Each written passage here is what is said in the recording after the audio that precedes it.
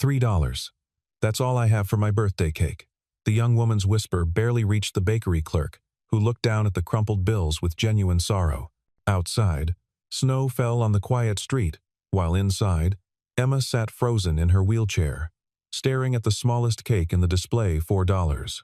Her 22nd birthday, and she couldn't even afford a single celebration. Then the door burst open, bringing winter air and laughter as a man and his daughter entered, changing everything in ways none of them could imagine. Emma had once been a promising music student at the conservatory, her professors predicting a brilliant future as a concert pianist. Her fingers possessed a rare gift, translating emotion into melody with authenticity that made audiences weep. She practiced 8 hours daily, lived and breathed music, built her entire identity around the piano bench where she felt most alive. Then came the night that shattered everything. A drunk driver, a red light, the sound of crushing metal that still haunted her dreams. When she woke 3 weeks later in the hospital, the doctors delivered their verdict with clinical detachment, complete paralysis below the waist. She would never walk again. Her parents had died when she was 12, victims of another car accident that seemed to mock her current situation with cruel irony. Her grandmother had raised her after that, a woman whose strength came from surviving the depression and who taught Emma that dignity mattered more than money. "Hold your head high," she would say, brushing Emma's hair before school. "Rich or poor, you're still my granddaughter, and that means something." But cancer had taken her grandmother just months after Emma's accident, as if the universe had decided to strip away every support, every comfort, every reason to keep fighting. Now Emma existed rather than lived in a studio apartment where mice scratched in the walls and the radiator clanged like a ghost in chains. The building housed society's forgotten ones. Elderly people on fixed incomes, disabled veterans, single mothers, working 3 jobs. Emma fit right in with her disability checks that barely covered rent and her online piano students who often canceled last minute. She taught them through a laptop screen, her fingers demonstrating on a cheap keyboard bought from a pawn shop. The real piano, her grandmother's beautiful upright, had been sold to pay medical bills. Friends had evaporated like morning mist after her accident. College classmates had tried initially, visiting with forced cheer and bundles of flowers that died within days. But young people didn't know how to handle tragedy that couldn't be fixed with a party or motivational quote. They wanted to discuss internships and dating apps, not wheelchair accessibility and chronic pain. Emma understood. At 22, she wouldn't have known how to be friends with herself either. The loneliness had become a constant companion, more reliable than any human had ever been. Her birthday had always been special when her grandmother was alive. Nothing elaborate, just homemade cake and off-key singing. Maybe a small gift wrapped in reused paper, but it had been acknowledgement that she mattered, that her existence was worth celebrating. This year, she had decided to create her own celebration. For weeks, she had saved coins and crumpled bills, skipping meals, turning down the heat despite winter's bite. $3 accumulated slowly, hidden in an envelope marked with a drawn heart. She had seen the cake yesterday through the bakery window, the smallest one on display, perfect in its simplicity, $4.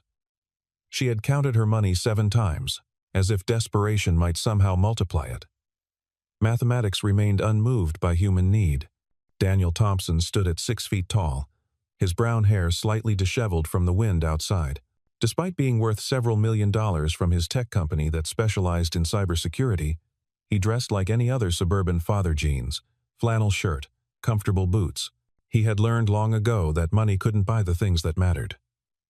It couldn't bring back his wife Sarah, who had died 4 years ago from a brain aneurysm when Sophie was only 2. It couldn't erase the image of the hospital room where he had said goodbye, holding their daughter while his world collapsed. Sophie was his universe now, a bright, chattering 6-year-old with her mother's green eyes and infectious smile. She had her mother's compassion too, always noticing when someone was sad, always trying to help. Today, he had brought her to the bakery because she had been selected as Student of the Week in kindergarten, and he had promised her any treat she wanted. The media called him the city's most eligible bachelor CEO, but he avoided their attention, focusing instead on board meetings and bedtime stories, on quarterly reports and Sophie's artwork that covered his office walls. He lived for small moments of joy that made the aching loneliness of single parenthood bearable. Sophie bounded toward the display case, her winter coat unzipped despite Daniel's earlier protests about catching cold. "Daddy, look at all the cakes. Can we get 2? 1 for now, and 1 for later?" She pressed her nose against the glass, leaving small fog circles. Her kindergarten teacher had named her student of the week for helping a classmate who spoke no English, and Daniel had promised any treat she wanted. He watched her deliberate with the seriousness of a judge, weighing chocolate against vanilla, sprinkles against frosting roses. "That one." Sophie pointed decisively at a chocolate cake with rainbow decorations, with star candles, the sparkly ones. As the clerk began boxing their selection, Sophie's attention shifted to the young woman maneuvering her wheelchair toward the door. The girl's face caught Sophie's interest, not the wheelchair, which her friend Marcus also used, but the sadness that seemed to radiate from her like cold from ice. "Wait," Daniel said softly, his voice carrying the authority of someone used to being obeyed but gentle enough not to startle. Emma paused, her hand on the wheel, unsure if he was addressing her. Their eyes met across the small space, and in that moment, something shifted in the air between them. Invisible, but undeniable. The bakery felt warmer suddenly. Or perhaps that was just Emma's embarrassment, heating her cheeks as the handsome stranger approached her wheelchair. She wanted to flee, to avoid whatever pity was about to be offered. But the snow outside had intensified, and she had nowhere else to go anyway. Her apartment would be cold and empty, the birthday cake just another dream deferred. "I couldn't help but overhear," Daniel said, crouching down to her eye level, a gesture that surprised her with its thoughtfulness. Most people stood above her, literally talking down. "Today's your birthday?" His voice held no pity, just genuine curiosity, as if birthdays in bakeries during snowstorms were natural conversation starters. Emma nodded, unable to trust her voice. Sophie had abandoned the cake display and now stood beside her father, studying Emma with the uninhibited curiosity of childhood. "You're pretty," the little girl announced. "Why are you in that chair? Did you hurt your legs? My friend Marcus has a chair too, but his has race car stickers. Does yours have stickers underneath?" "Sophie," Daniel said gently, but Emma found herself almost smiling at the child's directness. It was refreshing after years of adults dancing around her disability with uncomfortable euphemisms. "It's okay," Emma said, her voice stronger than expected. "I was in an accident. My legs don't work anymore, but the chair helps me get around. And no stickers, though race cars sound pretty cool." Sophie considered this information seriously. "You should get unicorn stickers. Or stars." "Daddy, she doesn't have stickers or a birthday cake." "That's 2 problems." The child's logic was irrefutable, and she looked at her father expectantly, as if waiting for him to produce his usual solution to problems. Daniel stood slowly, his mind already made up, but trying to find words that wouldn't sound condescending. "Would you let us buy your cake? As a birthday gift from strangers who believe birthdays should always have cake?" Emma's pride warred with her poverty, a familiar battle that poverty usually won through sheer exhaustion. "I couldn't. You don't even know me." The words came out as whispered protest, lacking conviction because she wanted so desperately to say yes. "Then let's fix that," Daniel said, extending his hand. "I'm Daniel, this is Sophie. Now we're not strangers. And Sophie's right, birthdays without cake are against the rules, aren't they, Soph?" "Absolutely against the rules," Sophie confirmed solemnly. "It's probably illegal. We could get arrested if we let you leave without cake." She grabbed Emma's hand with the confidence of a child who had never learned to fear rejection. "What kind do you want?" "The chocolate one is amazing, but Daddy says I always choose chocolate, so maybe you want something different." Emma felt tears threatening, the kindness overwhelming after so much time alone. "The small vanilla one," she managed. "The one with white frosting. That's the one you were looking at," the clerk said softly, having watched the entire exchange. "I'll box it up special. No charge for the birthday girl." She winked at Daniel, who who nodded gratefully and discreetly slipped a 20 into the tip jar. As the clerk prepared both cakes, Sophie chatted nonstop to Emma about kindergarten, her teacher Mrs. Peterson, the class hamster named Mr. Whiskers, and how she was learning to read chapter books all by herself. Emma found herself responding, drawn into the child's enthusiastic orbit. Daniel watched them interact, noting how naturally Emma spoke to his daughter, how Sophie had claimed the young woman's attention with the determination she had inherited from her mother. "Would you like to sit with us?"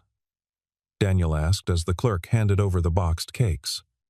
"We were going to have a cake celebration here. Sophie insists cake tastes better with more people, another one of her rules." Emma hesitated. This felt like crossing a line from accepting necessary charity to something more personal, more dangerous. She had learned to protect herself from hope, knowing how much it hurt when it inevitably disappointed.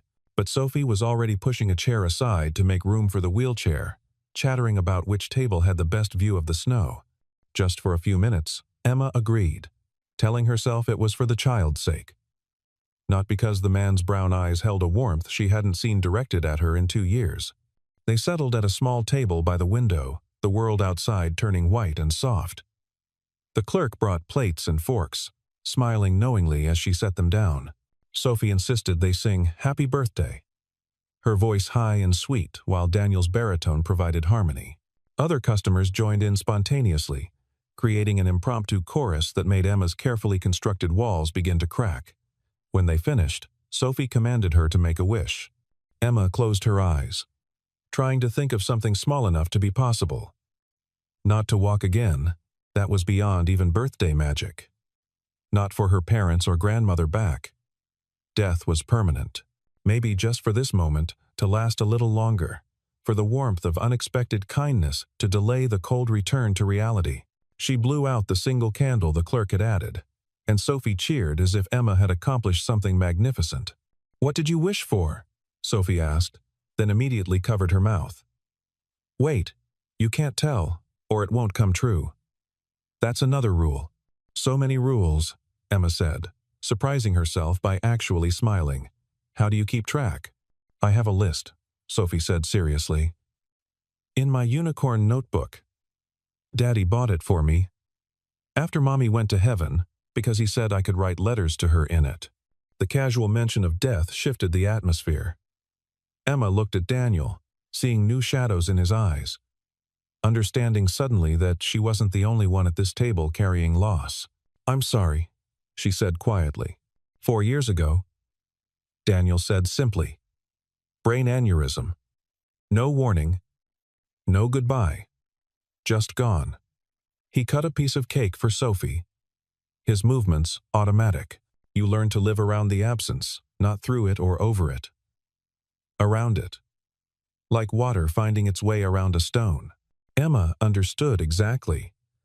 My grandmother died 2 years ago, right after my accident. She was all I had left. The words came easier than expected, perhaps because he had offered his own pain first, making it an exchange rather than a confession. "That's why you were alone on your birthday," Sophie said matter-of-factly. "Because all your people went to heaven. That's sad. But now you have us. We can be your birthday people. Right, Daddy?" Daniel looked at Emma, seeing her clearly for the first time. Not just a pretty woman in a wheelchair, not just someone needing help, but a survivor of losses that mirrored his own. Sophie has decided, apparently. And she's very persistent when she makes decisions. Like her dad, Sophie added, then focused on her cake with intense concentration. They ate in comfortable silence for a moment, the bakery warm and safe while snow continued falling outside. Emma felt something she had thought dead stirring inside her chest, dangerous and fragile as spun glass. Hope was a luxury she couldn't afford, not when disappointment waited around every corner. But sitting here with these two strangers who didn't look at her with pity, who included her as naturally as breathing, she found herself wanting to believe in possibilities again. "What did you do before?" Daniel asked. "You mentioned your accident. But what was your life like?" "I was studying music," Emma said, then corrected herself. "No, that's not right. I was music. Piano, specifically. I lived it, breathed it, built everything around it. When the accident took my legs, it somehow took that too. I still teach a little, online. But it's not the same. Playing used to be like flying. Now it's just pressing keys. Daniel heard the grief in her voice, recognized it as the same tone he used when talking about Sarah. Loss changes everything, even the things it doesn't directly touch. I used to love cooking elaborate meals for Sarah. Now I can barely make Sophie mac and cheese without remembering how Sarah would steal bites while I worked. But mac and cheese is good, Sophie protested, especially with extra cheese and those breadcrumb things on top. Your sophisticated palate is noted, Daniel said dryly, but his eyes remained on Emma. Do you still have a piano? A keyboard? Emma admitted. I sold my grandmother's piano for medical bills. The keyboard island. Functional. Sophie perked up. We have a piano. A big one that nobody plays. It just sits there being furniture. You could play ours. She turned to her father with excitement. Can she, Daddy? Can Emma come play our piano? Daniel saw Emma's immediate withdrawal. The way she pulled back into herself, like a turtle, sensing danger. Sophie, Emma probably has things to do. Actually, Emma interrupted, surprising herself. I don't. Today's my birthday, and I have absolutely nothing to do except go home to my empty apartment and eat cake alone. The honesty felt reckless but liberating, but I couldn't impose. You've already been too kind. It's not imposing if we're inviting you, Daniel said. And Sophie's right. The piano hasn't been played since. Well, in years. It would be nice to hear music in the house again. Emma wanted to say yes so badly it physically hurt. But she had learned that wanting led to disappointment, that hope was just delayed. Heartbreak. I don't know if I can play anymore. Not really play. My body works differently now. Everything's harder. So try, Sophie said, with the simple wisdom of childhood. If it's hard, we'll help. That's what friends do. Friends. The word hung in the air like a question Emma didn't know how to answer. She looked at Daniel, searching his face for signs of pity or obligation, finding instead something that looked dangerously like genuine interest. Okay, she said before fear could change her mind. But I'll need help getting in the car. My chair doesn't fold easily. And we have a van, Daniel said. Already standing. Bought it last year when Sophie's soccer team needed transportation. Plenty of room for your chair. He paused, studying her face. Unless you're having second thoughts? No pressure, Emma. We're not the kind of people who kidnap wheelchair women with birthday cake. Emma finished, and was rewarded with Daniel's surprised laugh, a sound that transformed his entire face from handsome to breathtaking. Exactly. We have a strict no-kidnapping policy. Sophie made me sign a contract. As they prepared to leave, the bakery clerk caught Daniel's arm. That was a kind thing you did, she said quietly. Daniel glanced at Emma, who was laughing at something Sophie was saying about unicorns. I think she's the one being kind, he said.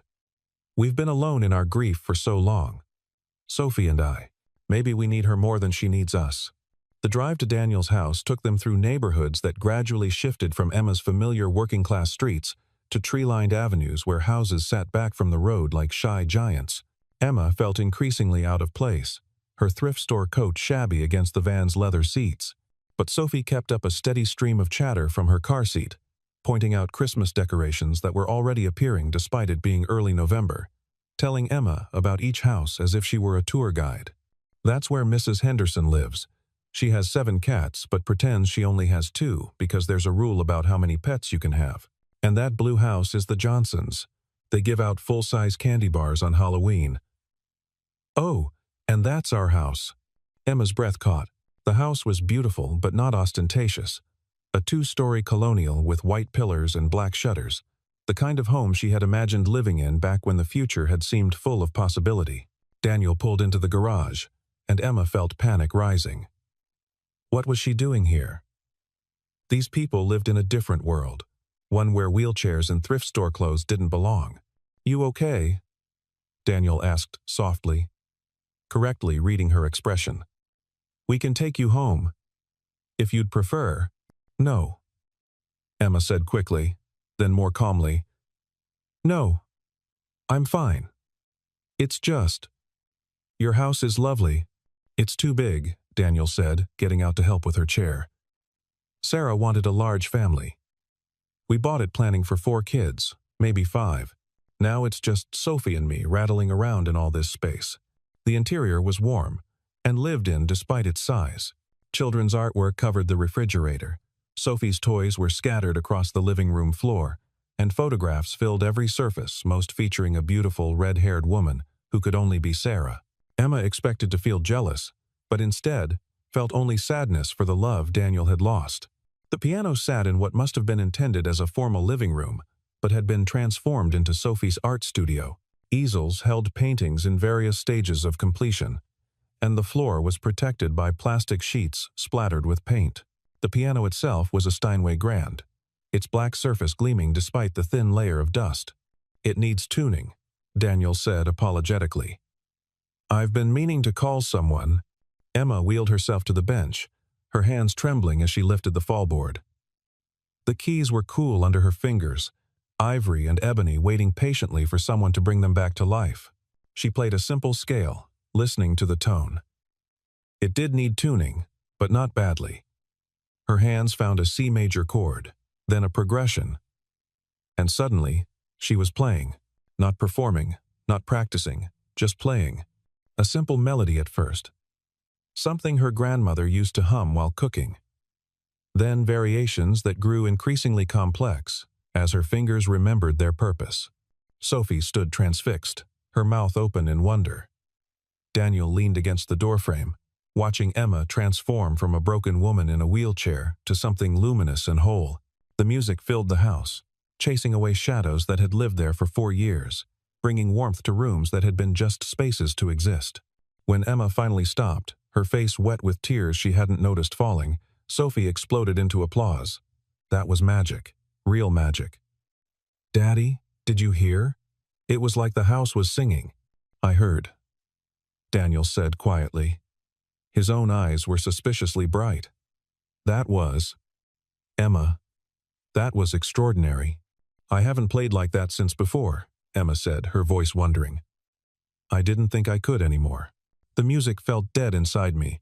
But here, in this room, with you both listening, it came back."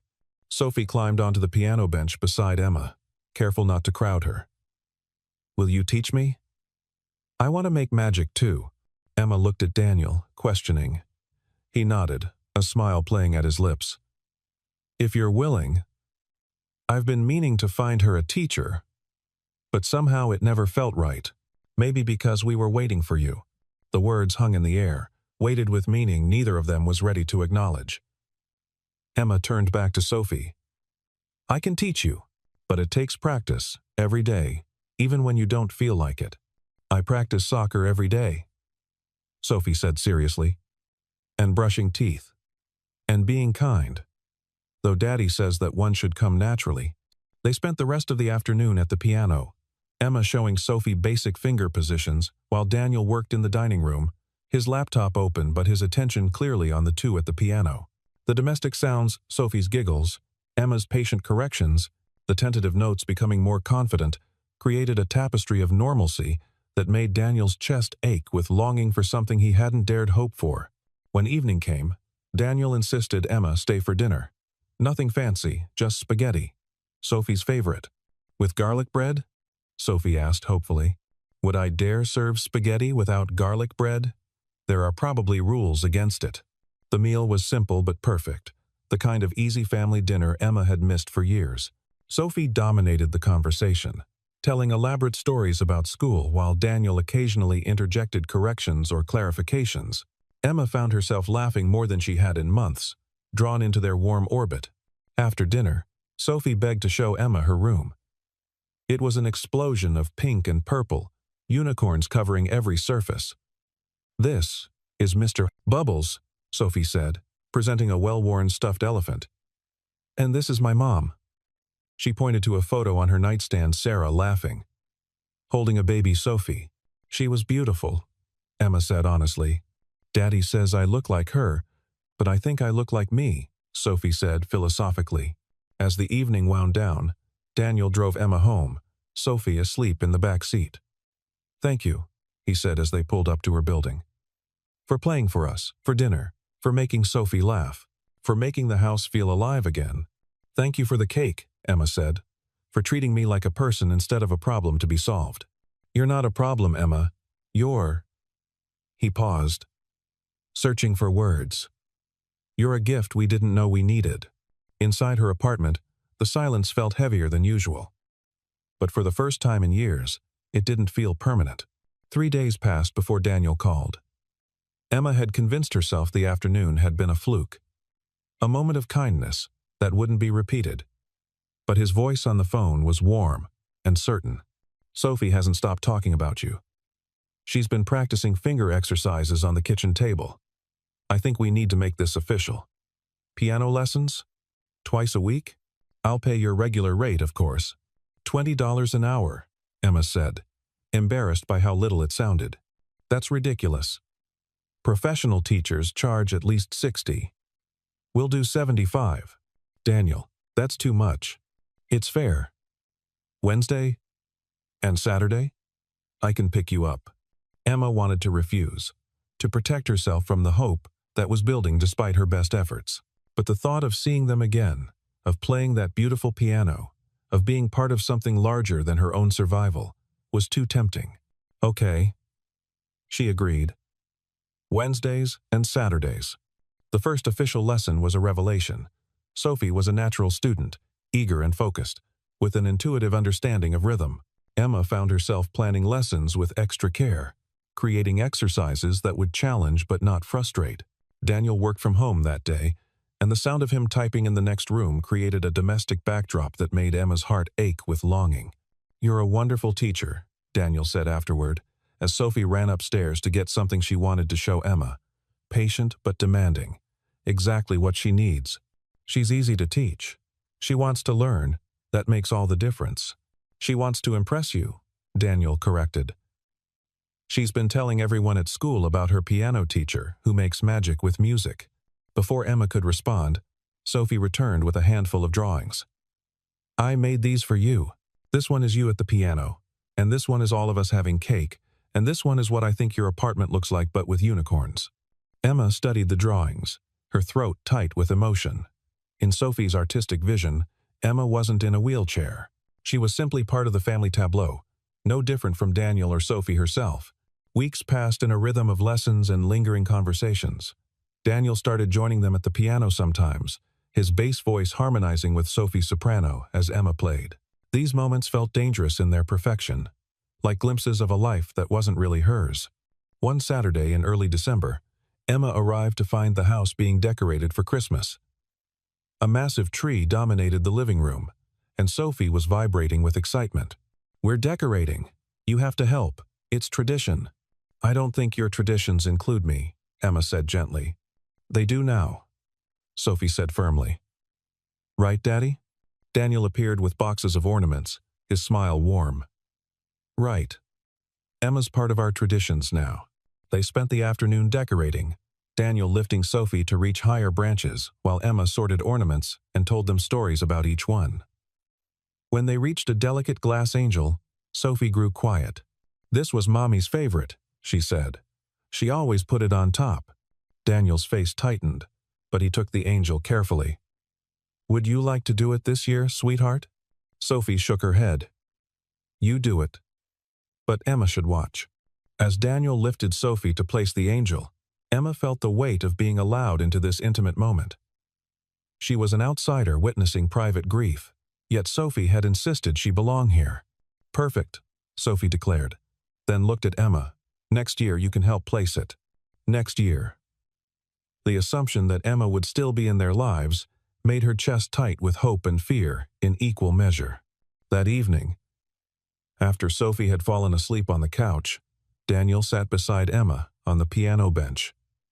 She's attached to you, he said quietly. I'm attached to her too, Emma admitted. To both of you, Emma. Daniel turned to face her fully. I need to tell you something. I looked up your blog. I read it. Emma stiffened. Her blog was where she poured out her darkest thoughts, her struggles, her pain. There was a post from 3 years ago, Daniel continued, about saving a little girl at a crosswalk. Red rain boots with ducks, curly brown hair, a unicorn backpack. Emma's breath caught as the memory surfaced. A rainy day before her accident. A child who had darted into traffic chasing a ball. Emma grabbing her just as a car sped past. Emma, that was Sophie. The world seemed to tilt. What? I was in the coffee shop across the street. I saw you save her, but you disappeared before I could thank you. I looked for you for weeks. His voice was thick with emotion. You saved my daughter. And then, years later, you came back into our lives when we needed saving again. Emma was crying now, unable to process this revelation. It's fate, Daniel said softly. It has to be. He leaned closer, and Emma knew he was going to kiss her. She wanted it more than she had wanted anything since the accident, but fear won. I can't, she whispered. Daniel, I can't be someone's project. I can't be the poor disabled girl you save because you feel grateful. Stop. His voice was sharp. Is that really what you think? That this is about pity or gratitude? Isn't it? Emma, you're brilliant. You're talented. You make my daughter laugh. You've brought music back into our home. When I look at you, I don't see the wheelchair. I see a woman who survived losses that would break most people and still manages to create beauty. He paused, his voice softer. I see someone I'm falling for, despite every voice in my head telling me it's too soon, too complicated. You're falling for me? Completely. Emma couldn't speak, so Daniel continued. I know it's only been 2 months. I know there are 1,000 reasons why this doesn't make sense. But Emma, you fit into our lives like you were always meant to be there. I'm scared, Emma whispered. I've lost everyone I've ever loved. If I let myself love you and Sophie and then lose you, then we go slow, Daniel said. No pressure, no expectations. Just see where it goes? Emma nodded, and Daniel smiled, pressing a gentle kiss to her forehead before helping her to her chair. The next week, Sophie had a meltdown when a classmate said cruel things about her not having a mother. Emma held her while she cried, understanding the pain in a way others couldn't. Do you forget your mom sometimes? Sophie asked. All the time, Emma admitted. Sometimes I still reach for my phone to call my grandmother. Does it ever stop hurting? It changes, Emma said carefully. Becomes softer, like a bruise healing. That evening, after Sophie was asleep, Daniel pulled Emma into his arms. Thank you. You knew exactly what she needed to hear. She's easy to love, Emma said simply. Yes, Daniel agreed, looking at Emma meaningfully. She Island. Their first real kiss happened 2 weeks later, after Sophie's school Christmas concert.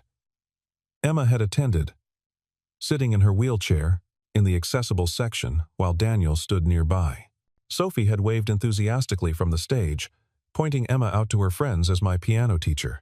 Afterward, in the parking lot with snow falling around them, Daniel had cupped Emma's face in his hands and kissed her like she was precious. Like she was whole. Like the wheelchair didn't exist. I love you, he said against her lips. I know it's too soon and too complicated, but Emma, I love you. I love you too, she whispered back, terrified and exhilarated in equal measure. They were careful around Sophie, not wanting to confuse her. But Sophie, with a child's intuition, had already figured it out. Are you and Emma dating? She asked Daniel one morning. Would that be okay with you? Sophie considered this seriously. Will she move in with us? Not right now. We're taking things slow. But eventually? Maybe. If that's what we all want. Sophie nodded decisively. Good. I already picked out paint colors for her room. Spring arrived with unexpected warmth. Emma had practically moved in, though she kept her apartment. The blog post about finding love after loss had gone viral, bringing her offers to write a book. One April evening, Daniel was nervous during dinner. Sophie kept giggling, clearly in on something. Emma, Daniel said finally, dropping to one knee beside her wheelchair. You saved my daughter twice, once from a car, once from grief. You brought music and light back into our lives. Will you marry me?" Emma couldn't speak through her tears, so she just nodded, pulling him up for a kiss, while Sophie danced around them. They married in June in the backyard. Daniel carried Emma down the aisle, while Sophie stood as maid of honor. When she dropped the ring and had to crawl under chairs to find it, everyone laughed. It was perfectly imperfect. At the reception, Daniel surprised everyone by playing a simple melody on the piano. "For my wife," he said, "who taught me that broken doesn't mean worthless."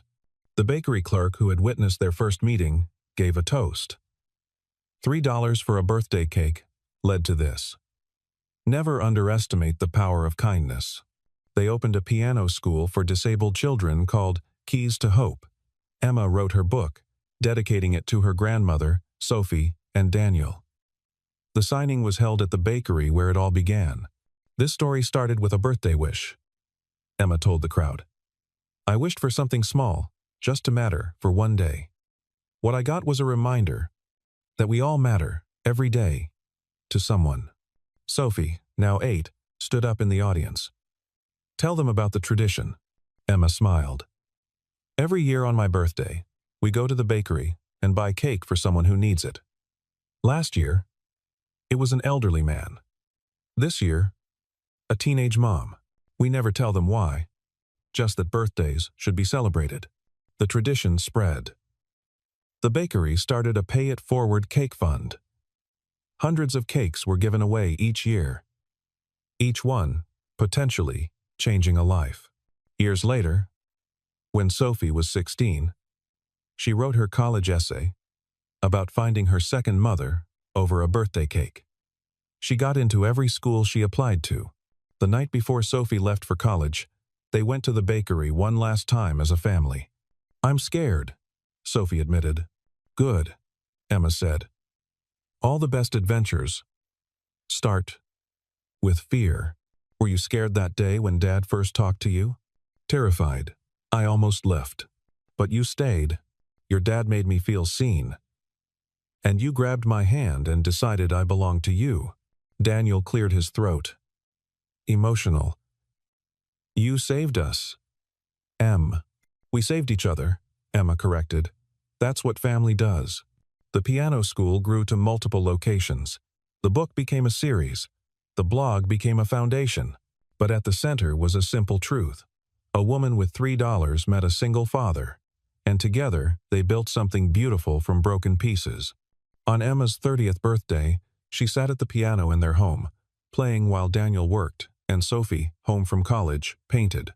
The music filled the space between them, expressing what words couldn't about loss and love, about courage and choice. Outside, snow began to fall, and Emma smiled, remembering another snowy day when $3 wasn't enough for cake, but was exactly enough for everything that mattered.